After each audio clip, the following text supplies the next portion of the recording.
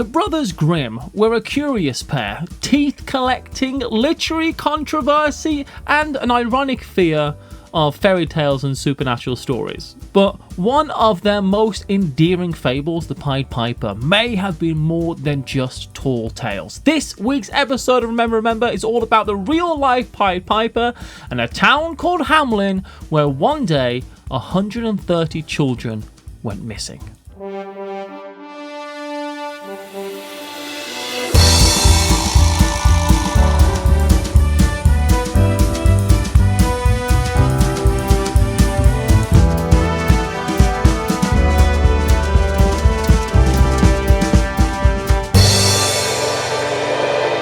Hello and welcome to Remember, the show all about histories, mysteries, and other than having the best names of all time to write gruesome life lessons disguised as children's stories, the Brothers Grimm might not be the name to truly remember.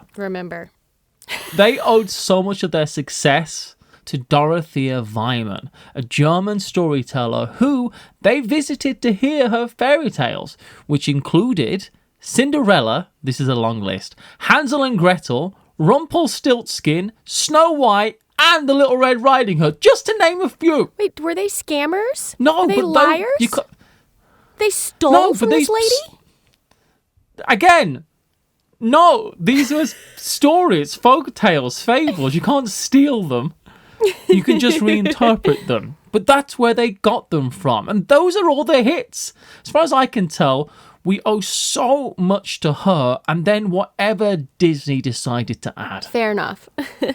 And boy, did Disney add a lot. I'm joined by Paula. Help! I'm trapped in an oven, Deming. And if you can guess my name, in 3 days, I'll agree to not do something terrible. If you're wondering what the hell is going on today, the story is about the Grimm reality. Oh, very good. I bet behind one of the most famous fairy tales of all time. You were so proud of yourself when you wrote that. The Grimm reality. I know exactly. I bet I'm picturing you writing that part in your script, and I bet you giggled about it for a solid 30 seconds before you kept writing. Behind one of the most famous fairy tales of all time, the Pied Piper of Hamelin.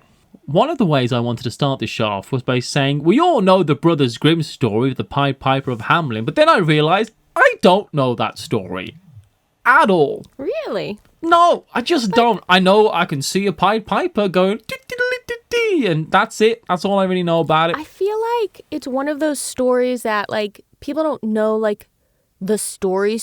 I think we all just kind of remember, like, a dude played a pipe and some kids followed him. I mean, that is the story. Right? Like, it's not like Cinderella where people could do like a beat by beat, probably retelling. Again, probably I can't, but Cinderella, she's got 2 horrible sisters and a mom that doesn't like her or something, right? And she lives in the basement. Stepmother, evil stepsisters. It's where, like, the idea of, I think, evil stepsisters comes from. I have never seen Cinderella other than possibly at a pantomime. She was called Cinderella because she slept next to the fire and the cinders put ash on her face. So she did blackface, that is what we're saying. No. I didn't know this was a Dutch fairy tale. Jeez. So the Pied Piper of Hamelin, the way it's told by the Brothers Grimm is that once upon a time, in the town of Hamelin, the townspeople were suffering from a plague of rats, an infestation, and the town was desperate to find a solution, probably thinking, this is bad for the press. We don't want this fine town of Hamelin forever associated with rats. It was then that a mysterious piper, dressed in colourful clothes, appeared, claiming to have the power to rid the town of these vermin. Fantastic, thought the mayor, who promised him a generous reward if he could accomplish the task. And the piper played a magical tune on his flute, and all the rats were charmed by the music. They followed him out of town, and he led them to a river where they all drowned. Yes, rats can swim, but again, this is a fairy tale. But drowning is one way to kill rodents if they are in your home. The problem is with mice, they basically have, like, homing. So if you just catch them and let them outside, they will come back into your house. Like slugs. So you have to, like, drive them miles and miles away and let them out. if you want to just get rid of them and have them not come back and not do it through death. Get a cat. That's my advice. Get a cat. That's literally what cats are for. Yeah, well, I Not have your 3 cats, cats. Paula. Your cats are rubbish. I did somewhat recently have to have an exterminator come out because it sounded like there were rats in the walls. And I tell you what, though, they didn't catch any rats. So maybe that's just the ghost. I've always maintained that your house doesn't have a ghost. It has a demon. But I that's don't a like different that. podcast altogether. So yeah, he gets these rats out and drowns them. When the Pied Piper returns to collect his reward, the mayor and council refuse to pay him all that he was owed, and instead they only offer a meagre sum. And this, understandably, angered the Piper, who, in retaliation, he played another tune. But this tune was not for rats, it was for the town's children. What if every time I invoiced someone, instead of being like, hey, if this invoice is late, I'm just gonna... And by the way, if this invoice is late, every couple of weeks is going to accrue a 10% interest, and after 5 weeks, I'm coming for your children. Yeah, I will be taking your firstborn. Hypnotised by the music, the children of Hamelin followed the Piper into a cave that closed behind them, trapping them. All but 2 who remained behind, one who was blind and one who was lame and couldn't keep up with the others. They were the only witnesses to the Piper's Revenge. Also, the Piper's Revenge, excellent name for a pub. Ooh, yeah. Right? Anything's Revenge Is a good name. is great name for a Yeah. pub. The Black Dog, great name for a pub. The Black Dog's Revenge. Why hasn't Guillermo del Toro made a sort of horror movie out of this story, right? Like it's a horror story. And I can see Guillermo del Toro being the person to make his like Pan's Labyrinth version of the Pied Piper. Oh, thank you for contextualizing who that is for me. I could see a sinister Pied Piper movie coming out. There have been some recreations. Anyway, from that day on, Hamelin was free of rats, but he was also free of its children. The townspeople deeply regretted their decision not to pay the piper, and they never saw their children again. If wishes and hopes were paid invoices, we'd all still have our children. Who's really at blame? And this is why you get paid in full up front. You know what I'm saying? We never get paid full up front, ever, for anything that we do. It's true. I never get paid anything up front. Now, this is merely a cautionary tale of consequences, promises, and the importance of honouring agreements, or is it? It's not, it's real. And regardless of the iteration or translation, the story is spread like many other Grimm fairy tales far and wide. Whatever the case, it always seems to end with the children of Hamelin being led away. Sometimes there was no rats involved, sometimes there's a guy playing a violin. Sometimes they're led out to the hills, but it always ends with the children being taken. Horrifying. Oof. What's interesting is I feel like a lot of fairy tales are meant to be lessons like for children, but this kind of feels like a lesson for grown-ups. I disagree. It's don't trust your parents. Oh, okay, got it. It's teaching children now, don't trust the government is what it's doing. Don't trust the government. Because that mayor is not going to give you that tax refund he said he was going to. So there really is a town called Hamelin. It's a fairly scenic little part of Lower Saxony in Germany, with around 57,000 Germans. And if you'd been there before 1660, you'd have seen... You'd be dead now. You'd be dead now, yes. But you'd have You would not be listening to this podcast. Were you in Hamelin in 1660? You might be owed $60. If you'd have been there in 1660, you'd have seen, it seems, by all accounts, a stained glass window in the town's St. Nikolai church. A glass window that depicted a man in colourful clothing surrounded by children dressed in white, and the window was destroyed in 1660, but it may depict an event that was also noted in the town's chronicle next to the date 1384. And it read, this glass window, "It is 100 years since our children left." Oh my gosh, that's dark. There's the Lüneburg manuscript, which dates from the 15th century, which alludes to the events in Hamelin, a story of 130 children or young people who go missing on the 26th of June, 1284. Though in this, they follow a Pied Piper to a place called Cavalry or Koppen, and Koppen might just mean hills. There's also a plaque that was added to the building called forebodingly the Rat Catcher's House in around 1602, which is meant to be similar to the one made earlier that translates roughly to AD 1284. On the 26th of June, the day of St. John and St. Paul, 130 children born in Hamelin were led out of the town by a piper wearing multicoloured clothes. After passing the cavalry near the Koppenberg, they disappeared forever. So it seems that in 1284, something happened in Hamelin that the people there felt needed to be remembered.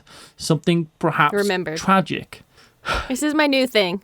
We don't know what that was. If you delete all knowledge of the famous fairy tale and just go on the physical evidence, it's hard to put a destroyed stained glass window and a memorial for lost children together and get the fanciful tale involving a child napping jester. But there are some theories. All right. I want to know what the theories are. And obviously his piping was not actually magical. Maybe the kids just liked it. He was like, hey, I'm going to have toys for you. If you follow me, follow the music, we get to the toys, and then that's how he lured them away. Also, I don't know if we've said this yet, but for those who don't know, these allusions to colorful clothing, that is what made the piper pied. Pie does not refer, in this case, to like pie, like apple pie or chicken pot pie. Oh, is it like plaid? The plaid piper? It means like pied is just the style of colorful, I believe, like patchworky kind of clothing. And that's why he's called that. Who on earth gave you the right to come into my scripts and drop a knowledge bomb on us all? That's interesting. That's disrespectful. Hey, that's how I got to be a co-host. I can contribute when I'm not the one who wrote the script. Perhaps the children I refuse. Perhaps the children died of natural causes. Ergot poisoning, an outbreak of disease, a landslide, unremorsefully ploughing into a school. These things happen. Maybe the man in the window was death himself. It could have been. It's incredibly unlikely, though, to have been the Black Plague, which some people tend to say is the reason, rats causing death. But that doesn't get to Germany for another 70 years. Oh, so that's why it's unlikely. One idea is that of a general migration east by many of the town's inhabitants, chasing after a better life away from the economic struggles of Germany at the time. According to Beek Rimmer, who was the project coordinator of the Hamelin Museum, these migrations were led by men called locators or recruiters who just so happened to wear colourful clothes and play instruments to drum up attention in the towns they visited. Like the Music Man, like Harold Hill. He'll be coming round the mountain. He's a music man. He's a what? He's a music man. Sometimes our knowledge and like general touch points of culture just do not line up at all, which is fascinating to me. You like musicals, though. I thought you might know the Music Man. So this is all backed up, this idea of this migration, by some linguistics research that was done. A bunch of the names popular in Hamelin do show up in and around Berlin. Oh. It's important to remember that Germany, as we know it, is a kind of a new concept at this time. It was part of the Holy Roman Empire, emphasis on empire, and was ever expanding eastwards to the Baltic, spreading Christianity. But the area around Berlin had just been liberated from the Danes. So it makes sense that folks were moving in. Thing is that these very reasonable economic and political reasons for people to move away from Hamelin doesn't really seem to line up with a town that feels as though 100 years later that they still need to mourn the loss of 130 children. Yeah, it doesn't say 200 families or whatever left town. It specifically says our children were gone. That doesn't sound to me like what you say if people just like left town and moved away. It's also important to remember that 130 children was a huge number in the 12th century Hamelin population. That was probably only a couple thousand at the time. Maybe more like 500 people. I found that in the 1689 that the town's population was 2,398.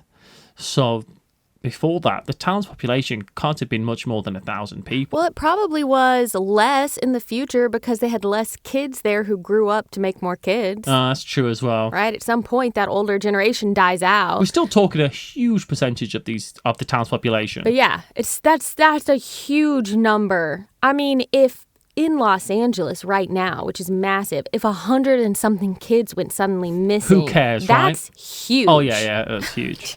One theory surrounds the Children Crusades of 1212. The dates don't line perfectly up, but it's 1212. Records aren't exactly fantastic in rural nowhere. So a guy called Stephen of Cloyes and his followers go to Paris in 1212 on a mission which started with needing to talk to King Philip Augustus. He wanted very much to remove the Muslims from Jerusalem and reclaim the Holy Land, something that I'm sure in the future will resolve itself. What makes Stephen of Cloyes more interesting is that he was 12 years old. Wow.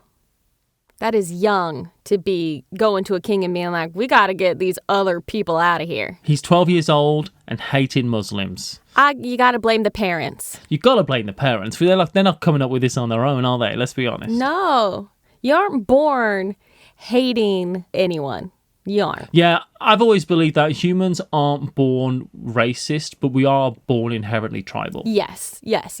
Evolution would dictate that in my mind. I think it is inherent to humans to want to belong to a group, and the easiest way to group yourself is with people who look and act the way you do. And speak your language and have your culture. Yeah, exactly. Yeah. All of his followers were children too, and obviously the king said no, but try telling a child no. This had no effect on his lust for vengeance, and so they carried on regardless. So this crusade is in name only, really. It wasn't like it was sanctioned by the Pope. It just kind of naturally arose. And instead of swords and shields, these children had only crosses and good intentions. Oh, boy. They were going to talk to the Muslims and just convert them when they got to Jerusalem. Yeah, they'll listen to you, kids. In French. Maybe they don't realize that they're going to speak a different language. What are they going to eat, Paula? Manna from heaven? Seriously.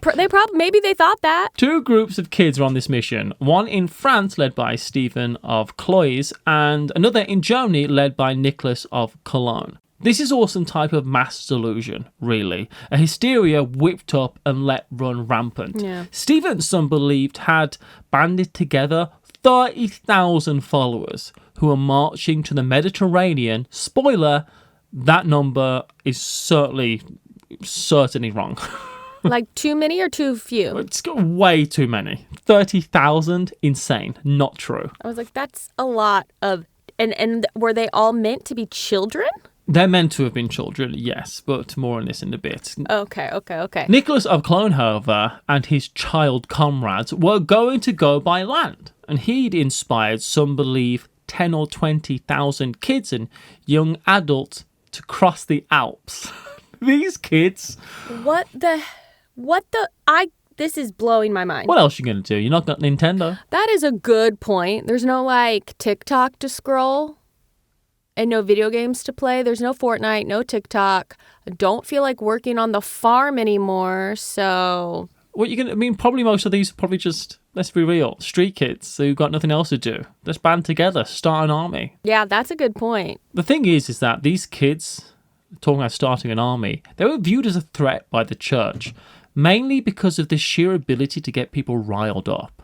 They were deemed fanatics, which is, I think, a little rich coming from people who were on real crusades at the time. But when Nicholas got to the Alps, which is pretty famous for being the Alps, Hannibal traversed them with elephants in 1218 BC. Before that, they were deemed literally uncrossable. But Nicholas of Cologne was no Hannibal of Carthage, and no amounts of songs and good vibes were going to cut it. Also, people outside of the language just found these crusaders annoying, so they disbanded, but many were just stranded hundreds of miles from home. Just in the Alps, they're like, well, never mind, bye everyone. And they're like, wait a minute, how am I? Well, I'm supposed to get, but I'm just here now. What do I do now? I didn't even bring any shoes. Back in Hamelin, one thing is perhaps curious, in that the 26th of June is the day that is memorialized by the town, and that also happens to be the date of pagan midsummer celebrations. This is another theory. These celebrations were often celebrated by lighting fires in the hills, as mentioned earlier. Some versions of the story have the children being led to the Koppen, which means the hills. Reimer, the guy from the Hamelin Museum, says that this could lead to a particularly gruesome answer for the mystery, where the Pied Piper is in fact a pagan shaman who led the children to the midsummer festivities unbeknownst to the Christians who were planning their attack on the pagans.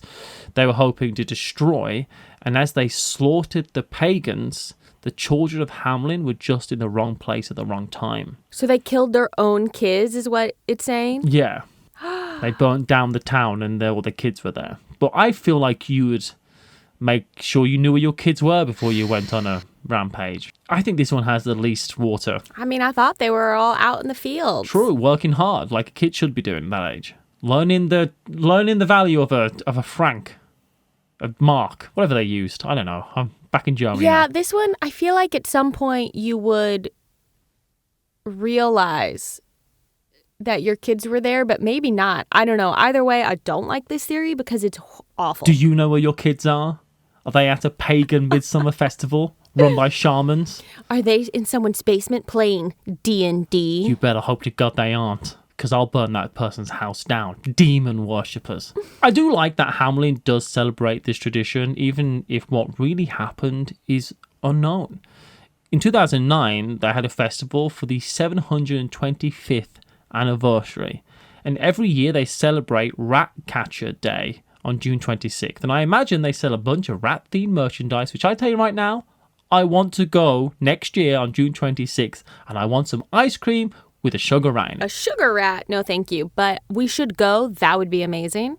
This is a funny thing to say you're celebrating. We're celebrating Ratcatcher Day, the day a guy who was supposed to catch and kill rats caught and killed a bunch of kids. We're celebrating, it's kind of like Guy Fawkes Day in a way. We're celebrating a terrorist. Some would say freedom fighter, Paula. Someone. This guy, me, Matthew, hello. I would say. But yeah, I mean, well, I guess, Guy Fawkes is a whole different thing because it was more of a religious campaign than anything else. We did a show on it once. Maybe it'll come out one year when we haven't got a show around November 5th. What do you think happened? Which story do you believe? What do you think happened? I think that there was actually something that happened in Hamelin where these kids got led away or died in some way. But I mean, were they led away by a shaman, by pagans? Were they led away by crusades? Something happened. These kids went. There's physical evidence to suggest they did. I mean, to me, it seems like maybe it had to do with the Children's Crusade. Like, I could see there was all this huge group of kids, and you whip up a bunch of fury, and 130-something kids decide to leave and go with them. And be like, that's the day our kids left. And they never came back.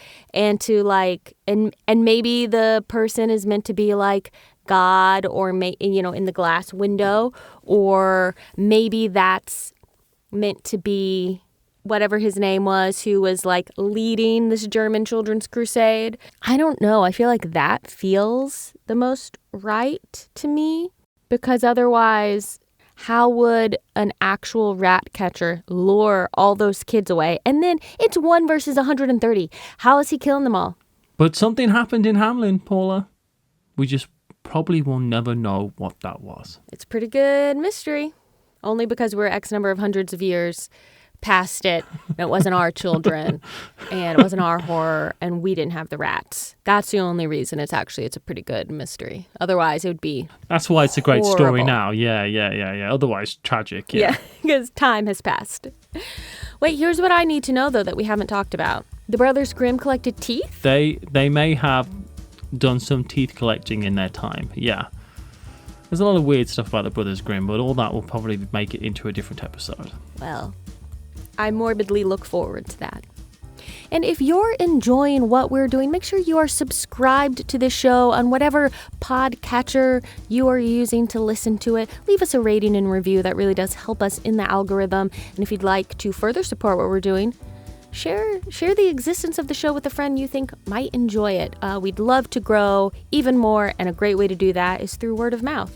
Matthew, thank you so much for doing this episode. I tried to research this actually myself at one point, and I could not find enough information about it to feel like I could do an episode, and I'm so thrilled that you were actually able to find enough in your research to bring this to the podcast, because I've been very interested in it. So thank you for doing this. I live in the deep recesses of the internet. I can find anything. Thanks so much, everyone. You'll hear us next week. Bye, everyone. Bye.